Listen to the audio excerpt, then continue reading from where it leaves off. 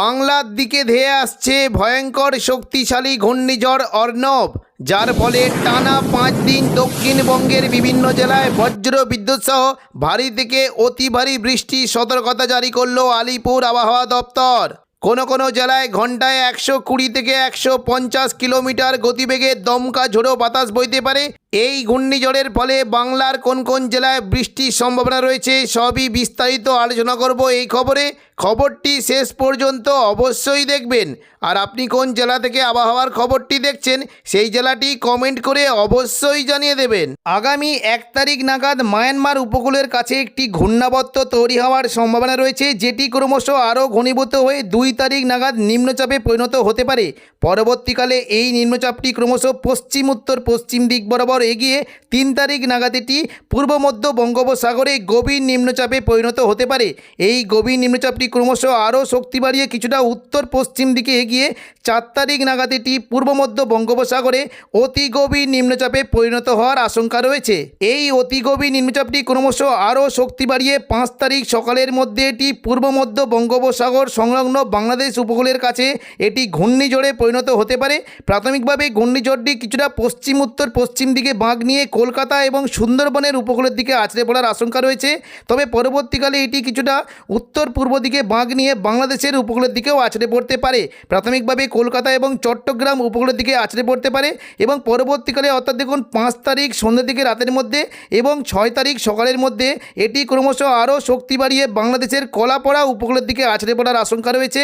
এই ঘূর্ণিঝড়ের ফলে পশ্চিমবঙ্গের কলকাতা, সুন্দরবন, হলদিবাড়ি, পাশাপাশি বাংলাদেশের খুলনা, বরিশাল, কলাপাড়া, চট্টগ্রাম এই সমস্ত জায়গায় বজ্রবিদ্যুৎ সহ বৃষ্টির সঙ্গে ঘন্টায় 190 থেকে 200 কিলোমিটার গতিবেগে দমকা ঝোড়ো বাতাস বইতে পারে। ঘূর্ণিঝড় আছড়ে পড়ার সময় উপকূলবর্তী এলাকার দিকে প্রায় ঘন্টায় 195 কিলোমিটার গতিবেগে দমকা ঝোড়ো বাতাস বইতে পারে।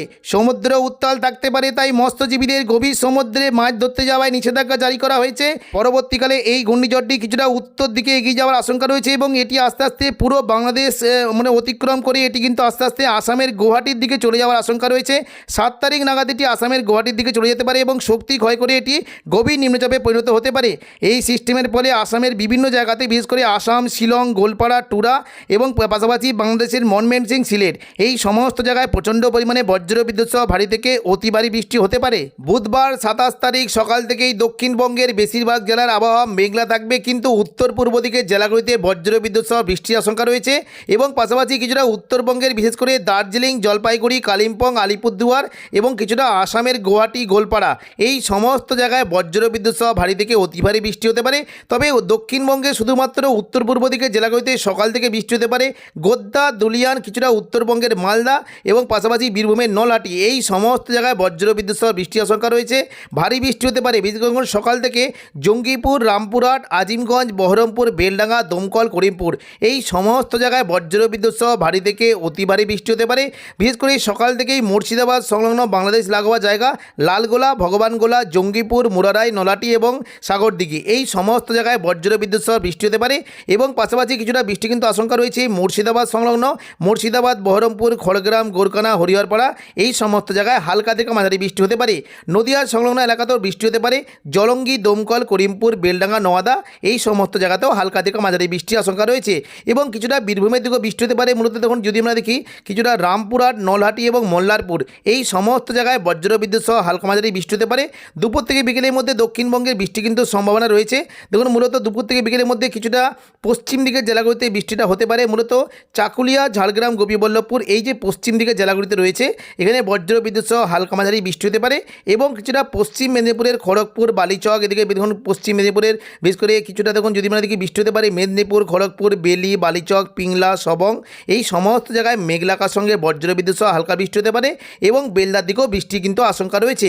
তবে দেখুন কিছুটা সন্ধ্যা থেকে রাতের মধ্যে উপকূলবর্তী এলাকার দিকে কিন্তু 2-1 পশলা হালকা বিক্ষিপ্ত বৃষ্টি হতে পারে। মূলত কিছুটা দেখুন যদি আমরা দেখি বৃষ্টি হতে পারে বাজকুল, ভগবানপুর, পিংলা, সবং, ময়না এখানে খুবই হালকা বিক্ষিপ্ত বৃষ্টি হতে পারে এবং কিছুটা দেখুন যদি আমরা দেখি বৃষ্টি হতে পারে মূলত এগরা, মহানপুর, দাঁতন, বেলদা, নয়াগ্রাম এবং কৈশোরী এই সমস্ত জায়গায় মেঘলাকার সঙ্গে 2-1 পশলা বিক্ষিপ্ত বৃষ্টি হতে পারে। 28 তারিখ বৃহস্পতিবার সকাল থেকেই দক্ষিণবঙ্গের বৃষ্টির পরিমাণ প্রচণ্ড পরিমাণে বাড়বে। বিশেষ করে সকালের দিকে কিছুটা কাটোয়া, দুর্গাপুর, বাঁকুড়া, পূর্ব বর্ধমান, শান্তিপুর, আরামবাগ, চন্দননগর, কলকাতা এই সমস্ত জায়গায় মেঘলাকার সঙ্গে হালকা থেকে মাঝারি বিক্ষিপ্ত বৃষ্টি হতে পারে।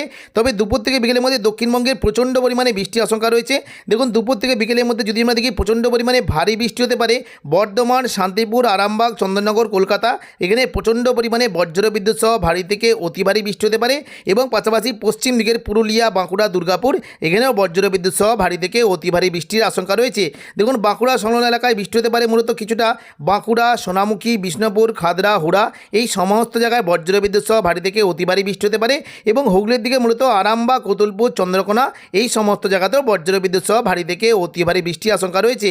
বর্ধমানের দিকে বৃষ্টি হতে পারে। দেখুন কিছুটা যদি আমরা দেখি বিশেষ করে দেখুন বর্ধমানের দিকে কিন্তু বৃষ্টির আশঙ্কা থাকছে মূলত মেমারি, মন্তেশ্বর, ভাতার, গলসি, পাত্রসায়ের, খণ্ডঘোষ, পূর্ব বর্ধমান এই সমস্ত জায়গায় বজ্রবিদ্যুৎ সহ ভারী থেকে অতি ভারী বৃষ্টি হতে পারে এবং পাশাপাশি নদিয়া সংলগ্ন কৃষ্ণনগর, শান্তিপুর, রানাঘাট, বাগুলা, পান্ডুয়া, চাকদা, বনগাঁ এখানেও বজ্রবিদ্যুৎ সহ ভারী থেকে অতি ভারী বৃষ্টি হতে পারে।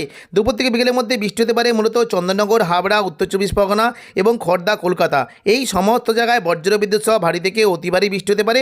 হালকা মাঝারি বৃষ্টি হতে পারে। দেখুন বর্ধমানের উপরের দিকে মূলত কিছুটা বোলপুর, ঘোষকরা, দুর্গাপুর এবং কাটোয়া এখানে হালকা থেকে মাঝারি বিক্ষিপ্ত বৃষ্টির আশঙ্কা রয়েছে। তবে দুমকা, নলাটি, সিউড়ি এই সমস্ত জায়গাতে হালকা বিক্ষিপ্ত বৃষ্টি হতে পারে এবং সন্ধ্যে থেকে রাতের মধ্যে দক্ষিণবঙ্গে বৃষ্টি কিন্তু পরিমাণটা বাড়বে।